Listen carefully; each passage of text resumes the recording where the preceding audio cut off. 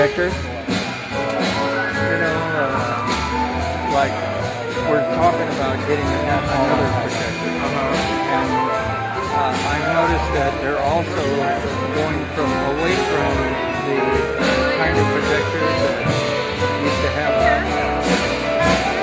it's not a tube, it's a lamp. It has a lamp, and they're going into LED. And I was wondering, my partner Denise has an LED television, and it's extremely efficient and very low in power. But there are some issues, a few, where it's a little... I haven't used an LED projector.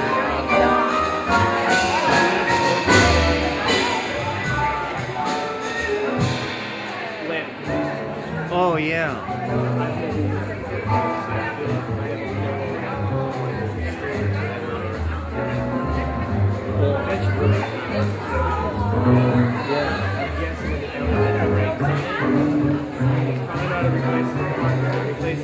That's interesting. I'm guessing. Yeah. That's something I never... That was different because that's a problem.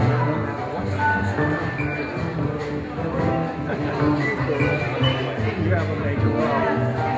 But,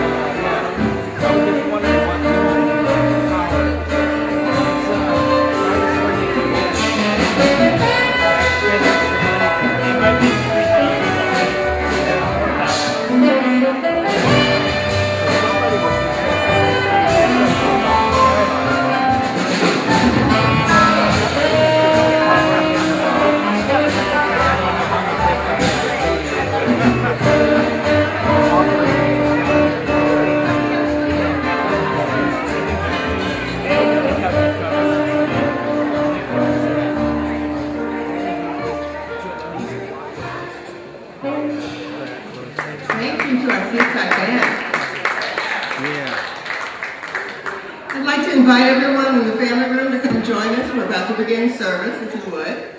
My name is Denise Seidel, and for those who may not know, I'm one of the former members of the board here at Seaside, so it's my pleasure to share some of the highlights and introduce a couple of people to you.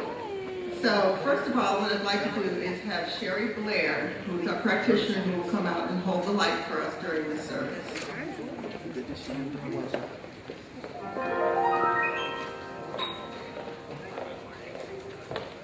Thank you, Sherry. Okay, so I have a lot to tell you in a short time, so put your ears on. I want to tell you, first of all, some of you may know that we are in the season of love, and we just celebrated Valentine's Day. But here at Seaside, we want to be about love the entire time, and so not just finding love, but having real love. And so I want to ask Bill Siemens to come up and tell you about our real love opportunities and sessions. Welcome, Bill, please.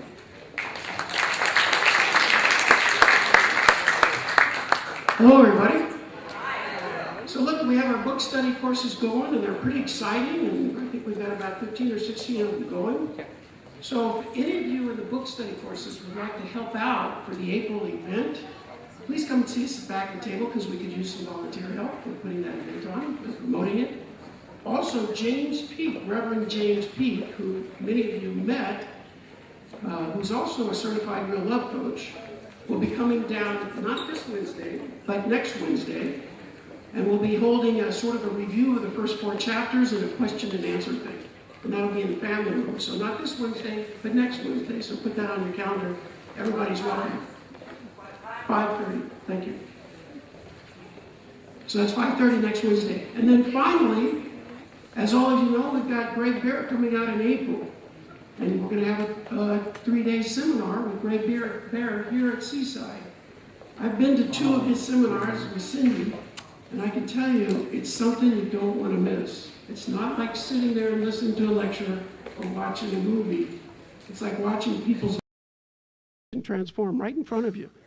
So we have a very cheap ticket price for people. It's half of what Greg charges, and we've got an early bird discount. So that ends at the end of the month. So if you want to take advantage of that, I highly invite you, request that you go to the Seaside website and buy your tickets, because the tickets are going to go up from $198 to $225 after the end of February. So please take advantage. Thank you. Thanks, everybody.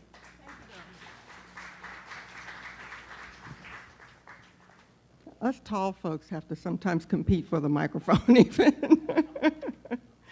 Okay, as I continue, I want to also mention, for those of you who are interested or would like to come to our Wednesday night service, this week Reverend Tammy will be presenting the Unexamined Thought. So it'll be like her usual Amazing Grace service, but for those who want to check out our Wednesday night service, Reverend Tammy will be hosting that this Wednesday, so please take a note of that. Also, we have today, after second service, we have an author here, Chantal, who will be talking about her autism spectrum disorders revisited, and Reverend Tammy will tell you a little bit more about that shortly. You already heard about the Real Love Books study groups, so we invite you to consider joining that if you have not already. They're going to be a wonderful experience for you and each of us who participate.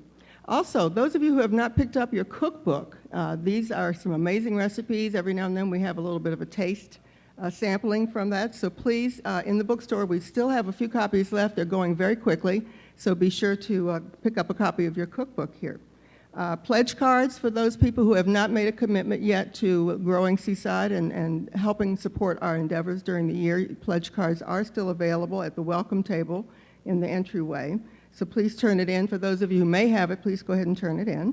Oh, also in the bookstore, too, they've recently come back from the gift show, and I know I've already made my contribution and purchased a couple of items, so be sure to go in, take a look. They've got a lot of wonderful things, great gift ideas or things for yourself. Also, I want to let you know that, as you usually see behind me here, we have beautiful flowers that are provided, and anyone can sign up to provide flowers at the service. So that's over there by our window by the cafe. So you can certainly sign up if you wish to provide flowers at some point for one of the services. And our Youth and Family Ministry, on the 2nd, they're opening their hearts and their finger paints, as well as the house, on Sunday, March 2nd, after second service. And everyone in the Seaside family is invited to come for lunch and stay and see what the young members have been up to. There are beautiful paintings and crafts. There'll be music and a beverage as well. And so be sure to come and see what our youth are learning and how they're taking this into their own lives as well and growing. Education-wise, we still have a lot of our courses that are ongoing. You know, Seaside is about helping you grow and learn. And inside your program, you'll notice that under classes and workshops, we have From Awareness to Action with Reverend Lori. That's going to start on Monday the 24th. That will run for 4 weeks. We also have Writing as a Meditation with Lori Gertz, and that will start on Tuesdays, February 25th, and that will also run for 4 weeks. So be sure to take a look at, then we also have a booklet that tells you all the classes in more detail. March 9th, we also have a Spiritual Partnership Workshop after second service. On March 12th, the Seaside Sisters Circle. Say that 3 times fast. And I also wanted to let you know, too, that, by the way, the Bereavement Support Group, they're going to postpone their meetings for a little bit, so we'll let you know and keep you posted on when that's going to take place again and when they'll restart. And last but not least, I want to let you know, you may have heard a little bit about Reverend Michael Dowd, who's coming here next Sunday, the 23rd, at 1 o'clock. He's going to present The Future is Calling Us to Greatness, based on his book, God Evolution. So this is a very special time to meet this gentleman who has been endorsed by 6 Nobel Prize-winning people in the world. And so Cafe on the Lake will be open. They'll be offering their homemade tamales. And there is tickets are available by the door today. So you might want to grab those because it's probably going to be a big event. And with that, I invite you to stand up and greet your neighbor. Thank you. There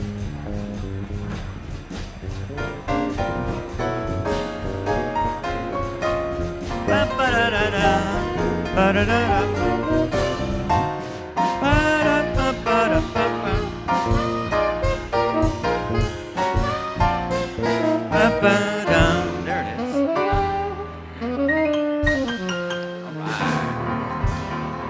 All right, please remain standing. Time for our congregational song together this morning. We're singing, I Trust in God. The words are, I'm thankful, so grateful. I am one with the Spirit all around me. I'm thankful, so thankful, I trust in God. All right, here we go. I'm thankful, so grateful. I am one with the Spirit all around me. I'm thankful, so grateful. I trust in God. Sing that again. I'm thankful, so grateful. I am one with the Spirit all around me. I'm thankful, so grateful. I trust in God. I'm happy. I'm happy, so happy. I am one with the Spirit all around me. I'm happy, so happy. I trust in God. Trust in God.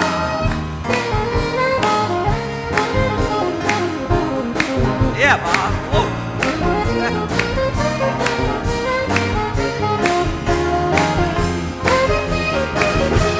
Yeah. Oh.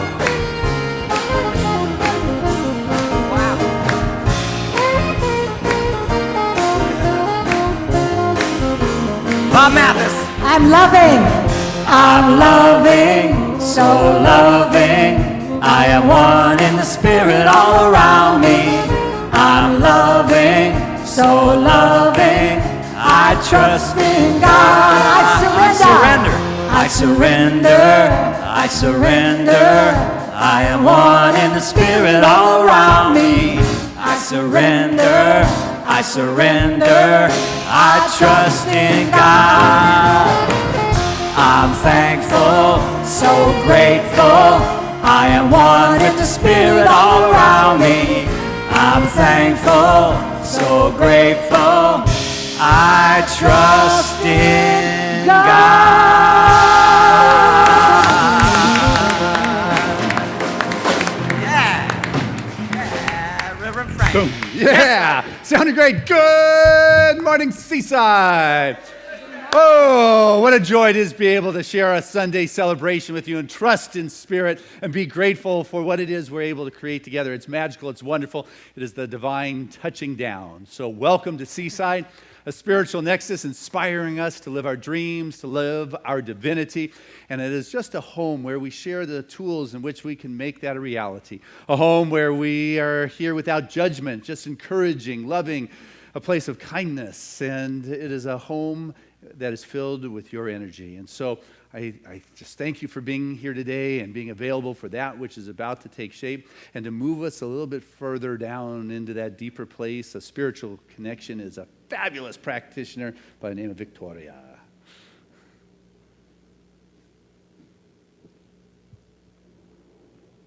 I invite you all to move into the stillness.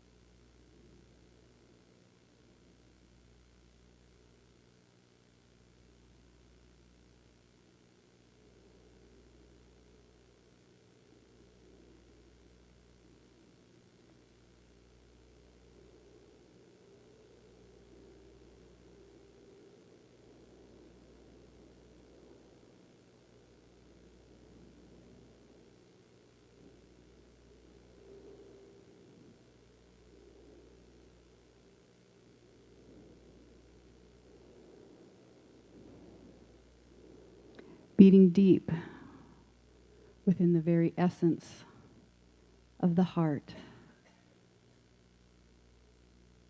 The one mind, the one heart, reverberating through all of life. As life, it is this life that is God,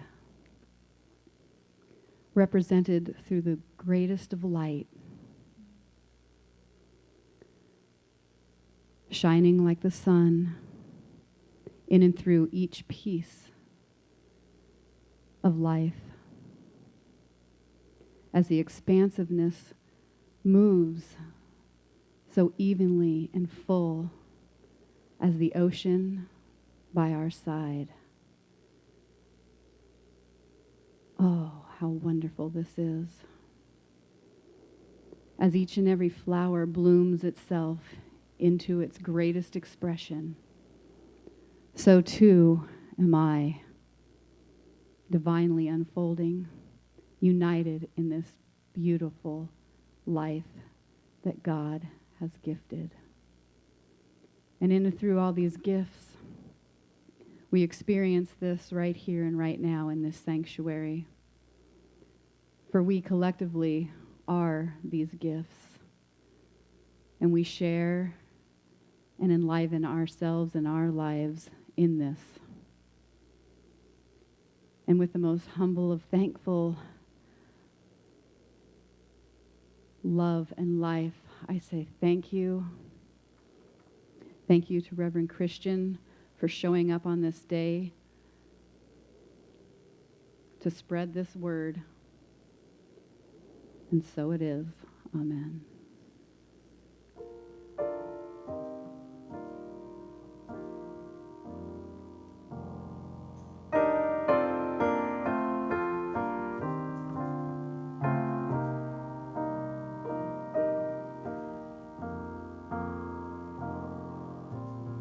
The breath of God is breathing me, is resting in the breath of God. I know that all is well. I know that all is well.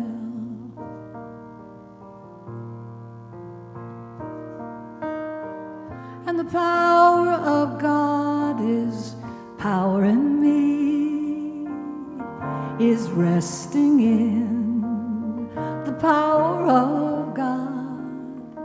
I know that all is well. I know that all is well.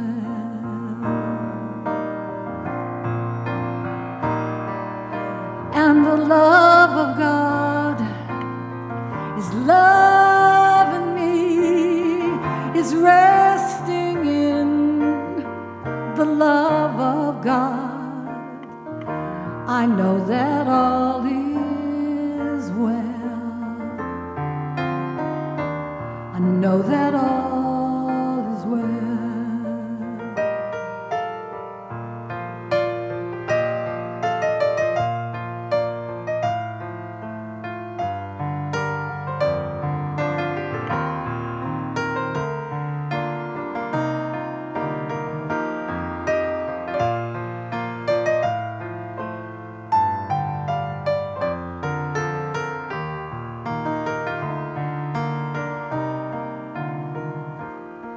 It's the power, it's the strength, it's the love, it's the grace, it's the love of God.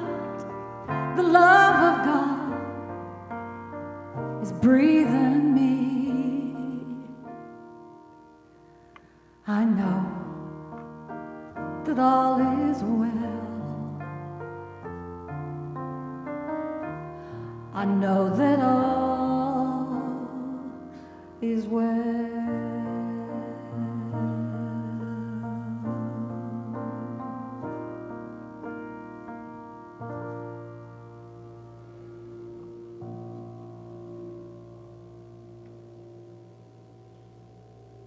And so it is. Thank you, Reverend Fran. That was beautiful. Thank you. So good morning. I'm Reverend Tammy Mars. It's my joy to be the one to welcome you here today.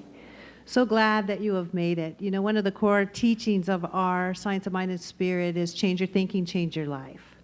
And one of the things that we know is true beyond a doubt, that which you put your attention on expands. And so you being here today, your yes here today, your yes to your own spiritual growth, your commitment to the infinite possibilities of God is just that. It is your attention on your good. So I know today is filled with that good. Today is a day that allows you to open up. It allows that flow to move through and as you, unobstructed. Allows that alignment to come back into the alignment of the all good, and it blesses your life to the overflow. And I know that we all that shine so brightly go out and touch the world in fantastic ways. I'm really glad that you're here today for your commitment and for your good. So thank you for being here and welcome. If you're new to our teaching, I also want to give you a very warm welcome. We have a packet in the back. There's a welcome center, and with it is some free gifts from us, CDs and all kinds of different little things that we want to say thank you and to let you get to know us a little bit more and to invite you back. So we invite you to stop at our welcome table and pick that up. And thank you for spending your day with us. And for any of you, for 10 years, I did the Amazing Grace Wednesday night service, and it was such an honor to be able to do that. And I wanted to personally invite you. I handed the torch over to Reverend Sunshine Day about a year ago. She's going to be gone and has invited me to do the Wednesday night service again. And so for any of you that would like to come at 7 o'clock this Wednesday, I just wanted to personally invite you. I'd love to be with you and share the journey again. I'm excited about that. Thank you. Thank you. We have a special individual that's with us today. She works in the field of autism. She works at the College for Autism. She has a powerful new book out. Her name is Chantel. Please give a warm welcome as we invite her up to tell us a little bit about that which she works with.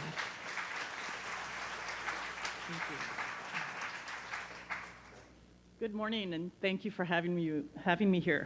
I think some of you have seen me here on some Sunday mornings with my son in the back when he can handle being here.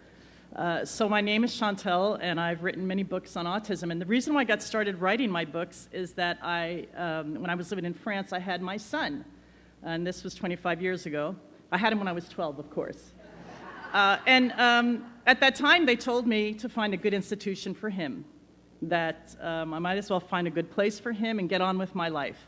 But little did they know that my first job in America had been working with individuals at a state hospital to prepare them for living out in the community. And these were individuals with autism and other developmental disabilities. So putting him in an institution was not an option. So that didn't faze me one bit, and I just got on with how do I help him reach his full potential. But what upset me was seeing families all around me that were listening to what people were saying and realizing because they had no experience other than what the doctor was telling them, feeling that they had no options. So I wrote my first book to empower parents to feel that they could have the intention and raise their child to who is different but not less than other children. So I went on to write 5 other books, and I've spoken all around the country on autism. And so my first book just came out again, and I've rewritten 85% of it, and so it's revised, and I am selling it in the back and giving 20% to Seaside this morning. And I did want to thank Seaside because this is a place that has been very welcome and open to my son and to I. And I'm sorry sometimes you see him moving around, and I have to just explain because maybe it'll help you understand other people that he has the intention to come. When he's here, it's because he wants to be here, but then he feels people's energies, and he can feel when other people are in pain. And if there are people around him that are in pain, it's too hard for him to stay. So then he runs out and stands by the door because he loves to hear Reverend Christian. But right now, a lot of what I do, at the beginning, it was about educating parents. And now I'm asked to speak at universities about diversity and about how do we accept people with autism in the community. So it's really interesting because now knowledge is going both ways. Thank you.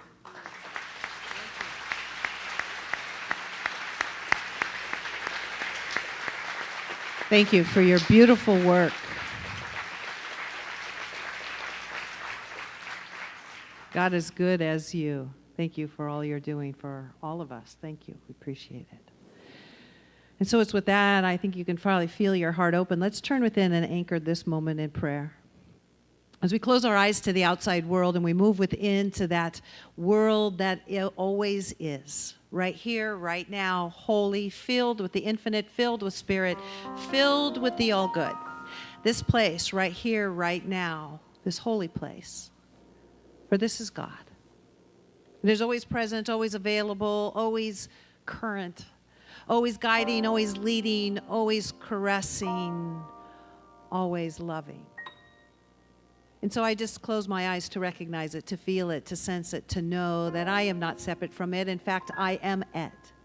All that I am is the expression of God moving through in its own beautiful, unique way that it has patterned and called me. It's called you. We've each been placed here at this time for a high purpose, and that is to be that beautiful expression, that unique expression that only we can do. And so we stand here in this holy place right here and right now in our wholeness, in truth, in integrity, in love and joy and peace. As we go forth on this continued journey of real love that Reverend Christian will be speaking about, I know that that just is our authentic self, and it is magnificent. Grateful to see all individuals that come here and say yes. Grateful for the beautiful manifestation of God as each one. I just bless this time of coming together, calling it good and only good. It's with a heart that is open, available, allowing, and flowing with gratitude that I feel this presence of God. And that I release this word into that eternal yes with eyes of awe as I watch its glorious manifestations. And so I allow it to be. So be it now. Amen. Amen.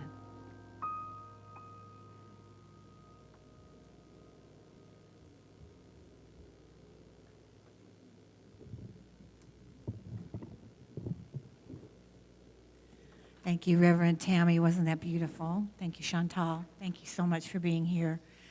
How are you guys doing today? It's President's Day. And as I told the first service, I was so confused. I said, what should I wear? You know, should I wear red, white, and blue? Should I kind of carry over from Valentine's Day? Should I go right into spring? I had no idea, so I just put on the same old, knowing that you would love me unconditionally. I'd like to say something to you guys, how much I love you and how much I appreciated all of your support. I'm not going to be here for the next couple of weeks. Don't get all excited. I'm planning on being back. Carl, I'll just take a breather. Rebecca's going to come in and be me for, she tries. But she's going to come in. She's going to try to be me. And we love her, so she's going to be back. And you're going to be in good hands for the next couple. I just want to let you know, in the choir's meeting, by the way, kids, after the second service. Okay. All right. So Andrew Pettit is here, and I have to tell you, he's wonderful. Go to his website. He has CDs for sale. You should check out that website. This guy is moving around in L.A. at Staples Center. He's doing this. He's doing that. He's a young kid with, what are those shoes you got on? Patent leather shoes. I want you to check out those shoes. All right. Would you please put a warm welcome to Mr. Andrew Pettit?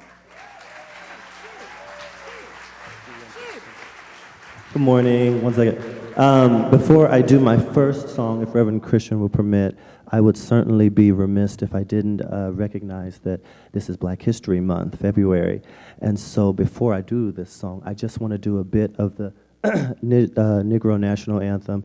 If you don't know it, it says, lift every voice and sing till earth and heaven ring, ring with a harmony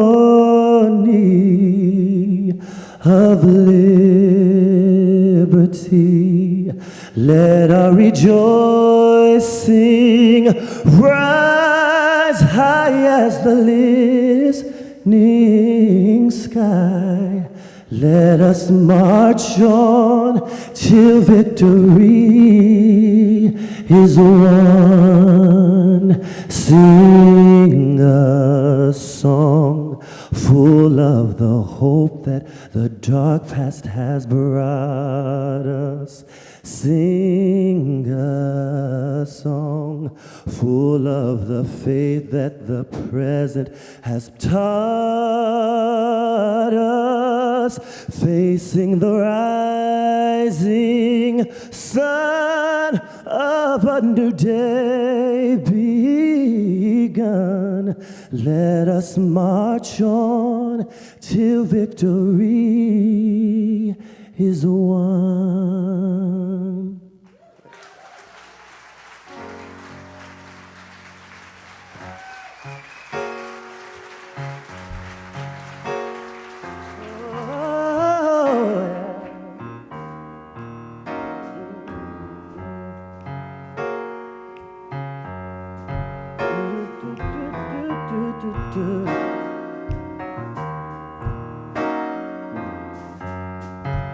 Just feeling that groove.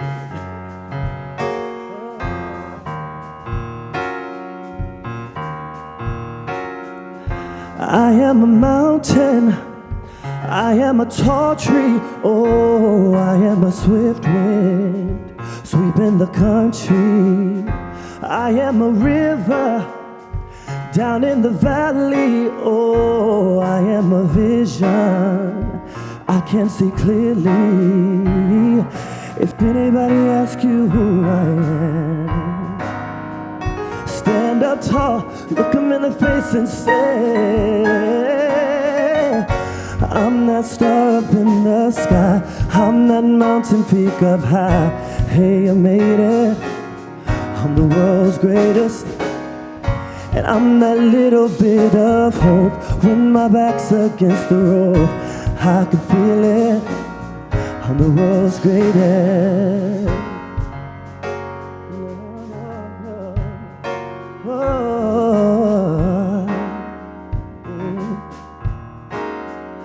I am a giant, I am an eagle, oh, I am a lion down in the jungle. I am a marching band, I am the people, oh, I am a helping hand, I am a hero. If anybody asks you who I am, stand up tall, look them in the face and say, I'm that star up in the sky, I'm that mountain peak up high. Hey, I made it, I'm the world's greatest, yeah, yeah, yeah. I'm that little bit of hope. When my back's against the rope, I can feel it, I'm the world's greatest. In the ring of life I'll reign love, and the world will notice a king. Oh, when there's darkness I'll shine a light and reflect the success you find in me. I'm that star up in the sky, I'm that mountain peak up high. Hey, I made it, I'm the world's greatest, yeah, yeah, yeah. I'm that little bit of hope. When my back's against the rope, I can feel it, I'm the world's greatest. Oh, I'm that mountain peak up high. Hey, I made it, I'm the world's greatest, yeah, yeah. I'm that little bit of hope. When my back's against the rope, I can feel it, I'm the world's, bring it down, bring it down. I'm that star up in the sky, I'm that mountain peak up high. I made it, I'm the world's greatest, yeah. I'm that little bit of hope. When my back's against the rope, I can feel it, I can feel it, I'm the world's greatest. I'm that star up in the sky, I'm that mountain peak up high. I made it, I'm the world's greatest. Oh, little bit of hope. When my back's against the rope, I can feel it, I'm the world's greatest. Oh,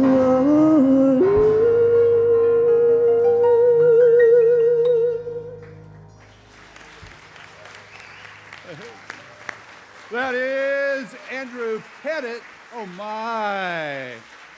That was great. Thank you, Andrew. Thank you for that national anthem, too. My goodness, that was a surprise. It just sent chills up my spine. So thank you for reminding us for Black History Month. That was great. So anyway, here we are. We are doing that love thing at Seaside based on Greg Baer's work, Real Love. And this morning's title is The Wart King, which I think is a real strange title for a talk, but it is a great story. And it is about just a beautiful kingdom as far as the eyes could see, and beyond the horizons in all directions was this wonderful kingdom. And in this kingdom there was a prince, and this prince's face was filled with warts.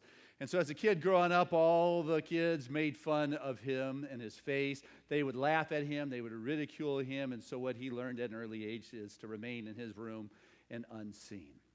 Well, his dad, who was the king, died, and this prince became the king. And so what this prince decreed is, by pain of death, anybody who dares laugh at me, makes a derogatory mark, or says anything that is less than kind, death to them. And so with that decree, he felt comfortable, but not really. You know, for the most part, he still stayed inside unseen. And when he did go out into the world, he put a cloth bag over his head so people could not see him. Made it difficult to see the beautiful kingdom. He tripped and he stumbled.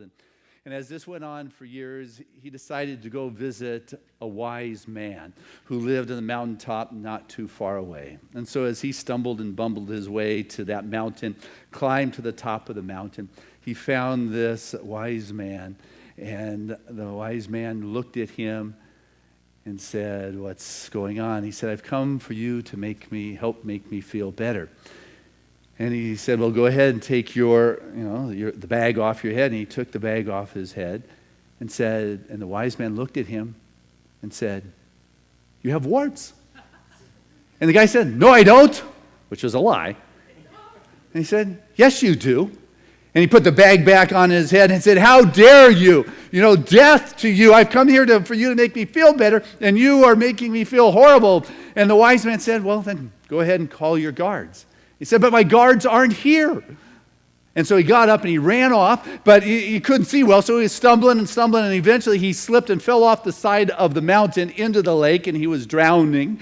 And the wise man jumped in, he pulled him out of the lake and set him down, pulled the cloth bag off his head because he couldn't breathe.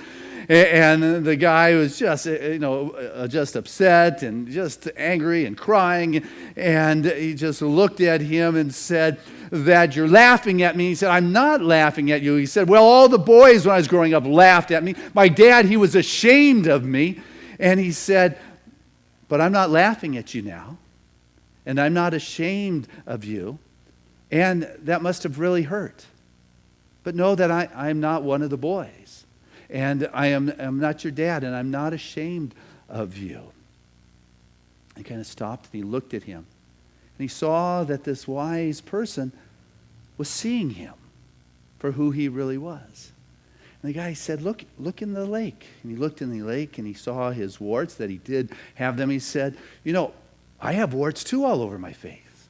He said, the prince said, and didn't people laugh at you? He said, "Yes, people laughed at me, and it hurts. I didn't like it. But I found some that didn't laugh at me. And so those are the people I was with. And all of a sudden I became more comfortable with other people." And so the little wart prince king said, "You know what? Maybe when I'm around you, I won't wear this bag anymore." And the wise one said, "You know what? Why don't you leave this bag here when you leave?" And he did. And as he went home, he didn't stumble. He could see what a beautiful kingdom he did live in. And as he went home, he found people that did love him, warts and all. And it is through that he began to be stronger inside of himself, and he didn't care about the ones that would laugh at him, and it no longer bothered him. And so what that story is saying, in a sense, is one of the first things you've got to do is be truthful. How often do we live this lie that, "No, I don't have warts"?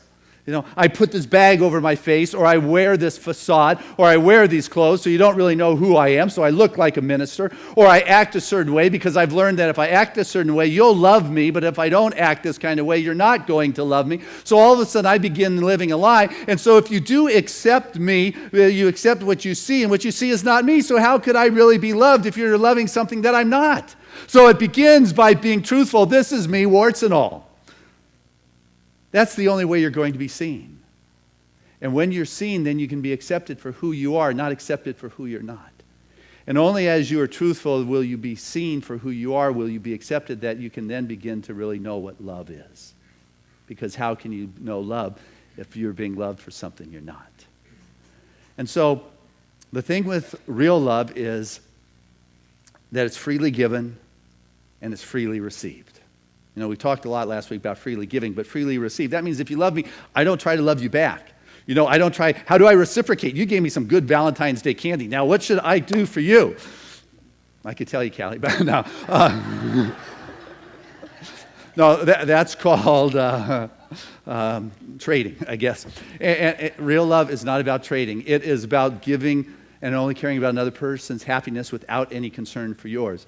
It is about allowing yourself to be truthful so you can be seen and accepted for who you really are, not who you're not. And then that love that is shared is real love. One of the things that we bring to this whole equation of real love is the spiritual part of it. The spirituality is that spirit or this life force. You can call it God, but I don't want you to get caught up in an anthropomorphic being or old concepts of God. But what we do believe is that this life force, this first breath, this God expression is everywhere. It is omnipresent. That God is expressing as you, and that's a big word there, as you. God is expressing as you. He who sees me sees the one that sent me. I and the Spirit are one. Spirit is expressing as you. And so the key to healing, the key to transformation is the recognition when you're with another human being that it is Spirit expressing as them. In that moment, it's not trying to love a bunch of warts. It is loving God expressing in this human form.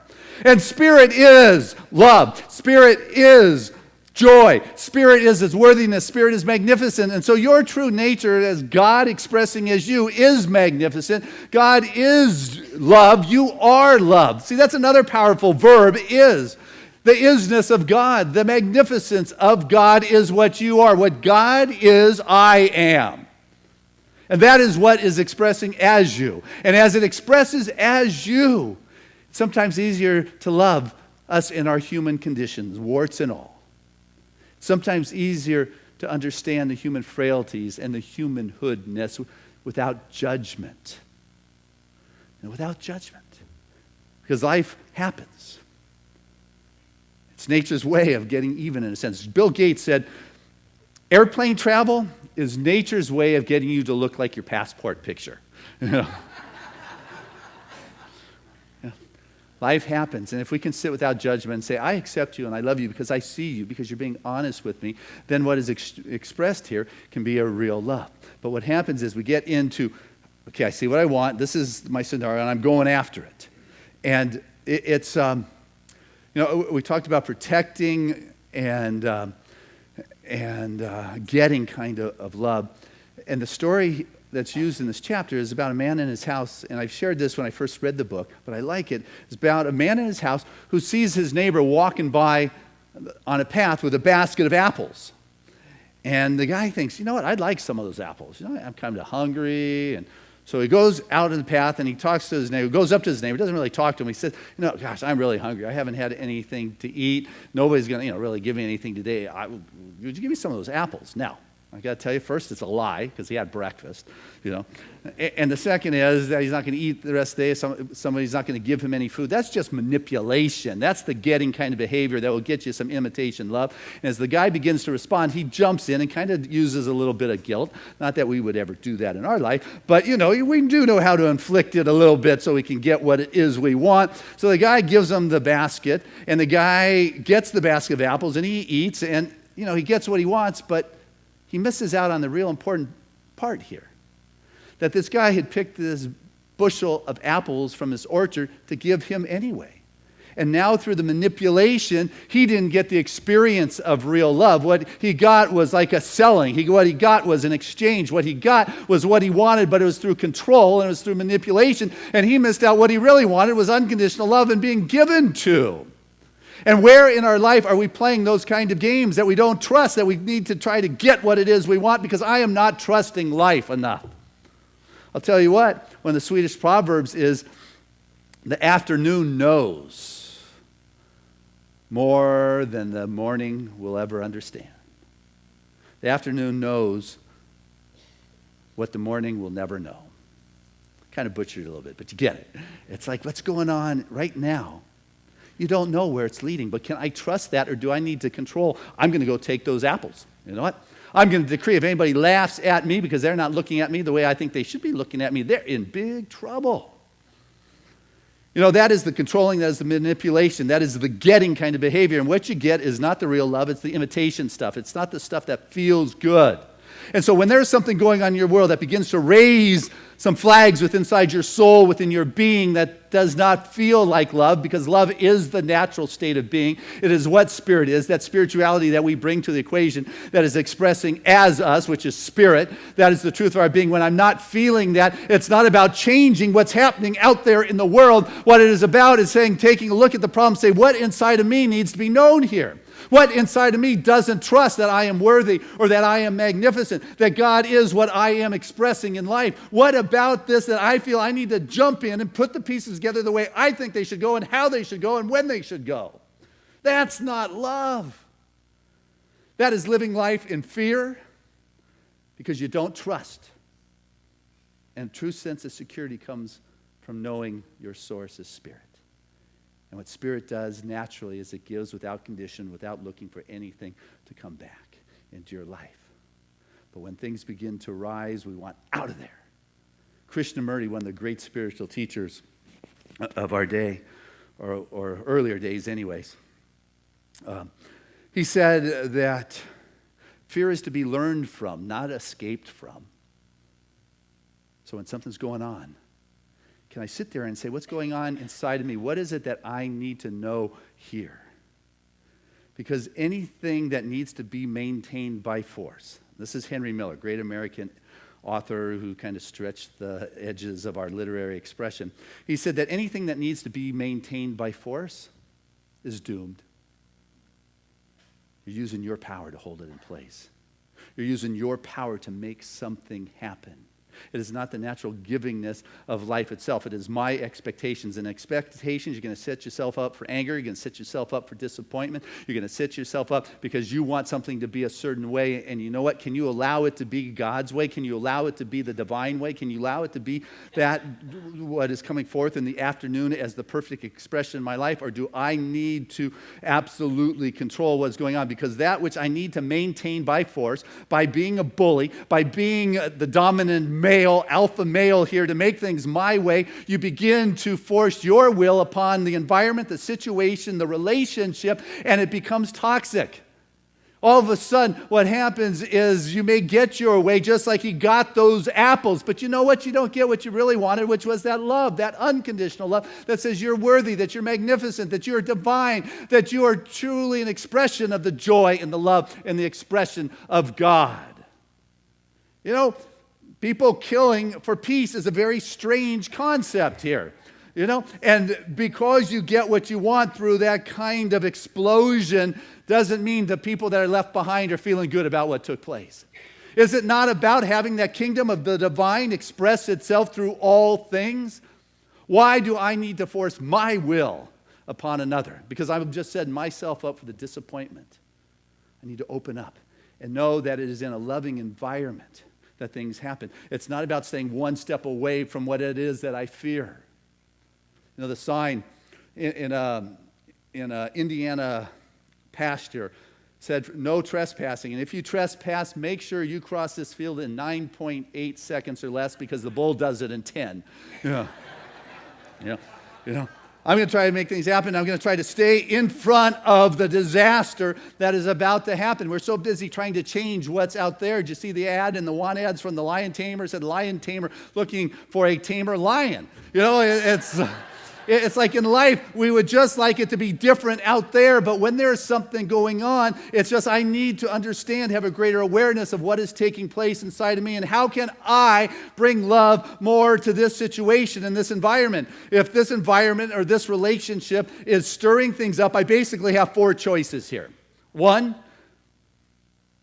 change the person.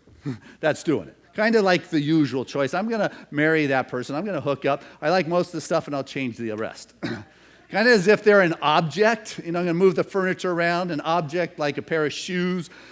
I will change them, and they'll fit my picture. That's expectations. You're setting yourself up for disaster, disappointment, anger. Not a good thing. So that's not really. Greg Baer considers that really a non-choice, because you can't change. The only one we can work on is ourselves. So let's throw that one of those 4 out.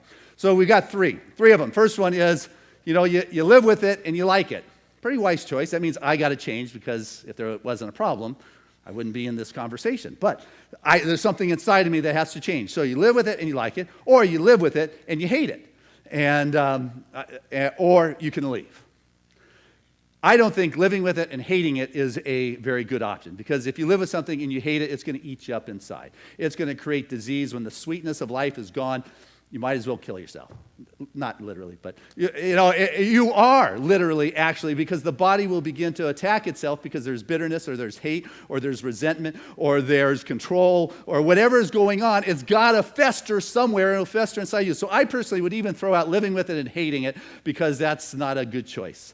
So you basically decide you have got to change, or you got to leave. And so what I've come to recognize, if you leave the situation, you get to deal with it somewhere else. It will just have a different face to it. It will be another person bringing forth your same issue. So it's probably best to stick in there if you can, and choose to love a little bit more. Attempt to understand what is going on. That person is drowning and they don't get it, or their upbringing, or whatever it is, but I'm going to attempt my best to stick there and like it, because I'm going to bring more love to the environment. Now, if the environment is nasty and violent, get out of there. I'm not a believer that you should submit yourself to any kind of that kind of abuse. That is not okay, in my perspective, in any conceivable way. Only one who appreciates a doormat are those with dirty feet. So don't be one.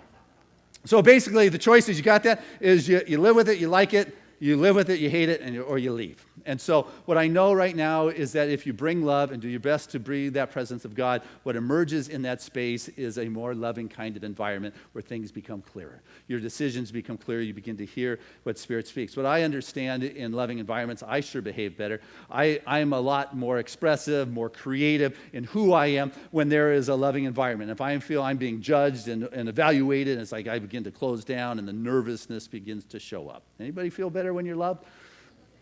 Well, a few of us. Okay, the rest of you are sadomasochists, and that's a different ministry.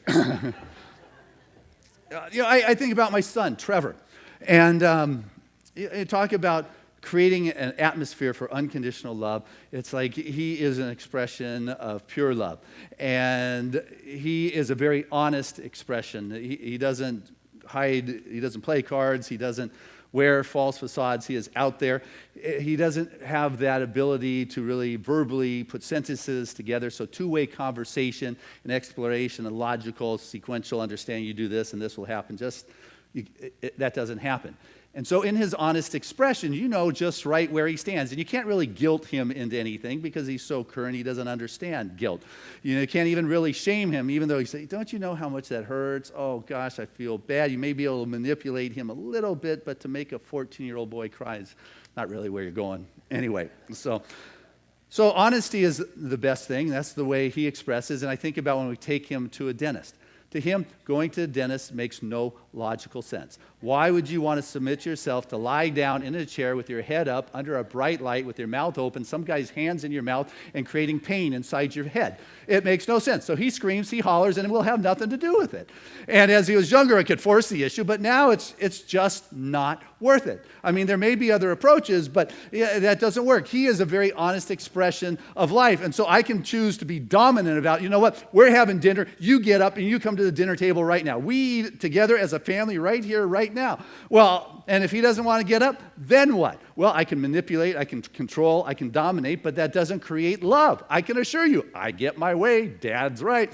And so I will force him to the table, and I will promise you it will be a horrible experience for all of us. Oh, yeah. So I love him. Say, fine, we're eating. What he will do always is he'll finish whatever he's doing, and he'll come to the table and join us. It's like you can choose love and honoring, or you can force how you think it should be. When he has a way of making a huge mess with his Hot Wheels cars, there's like zillions of them all over the floor. And we got company coming over in a couple hours. Trevor, clean up the room. Won't happen. Trevor, clean up. Typical 14. There's nothing unusual about that. So you say, hey, an hour, people are going to be here, give you an hour, it doesn't come.